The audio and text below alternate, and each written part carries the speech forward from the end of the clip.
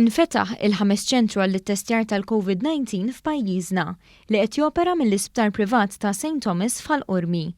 Dan iċ-ċentru se jingħaqad ma' dawk eżistenti f'Ħalluqa, f'Pembroke, fl-Isptar Mater Dei u fix-Xewkija Għawdex biex tintlaħaq id-domanda għat-testijiet.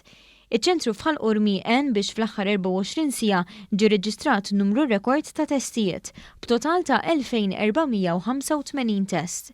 Kristin Buħaġar mill-Isptar St. Thomas spjegat li s-settur privat ingħaqad mas-settur pubbliku biex jiġi offrut l-aħjar servizz għall-poplu Malti. Il-persuna meta tiġi hawnhekk fil-drive-thru service tagħna teħdula d-dettalji minn wieħed mill-istaff tagħna, importanti li dak li jkun iġib l-ID card miegħu, jittieħed l-swab minn wieħed min-nurses tagħna, fit-tmiem il-proċess il-persuna toħroġ min-naħa l-oħra tad-drive-thru, tmur id-dar u tistenna r-riżultat id-dar.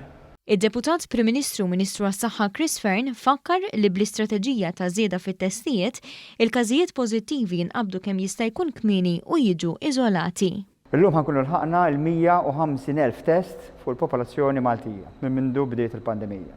Da jfisser li jekk toħodhom ras imbras għamilna kważi terz tal-popolazzjoni testijiet fuqhom. Dan jawgura tajjeb għax jfisser li aħna kapaċi nsibu każijiet kmieni, nżommuhom iżolati u nipproteġu l-kumplament tas-soċjetà.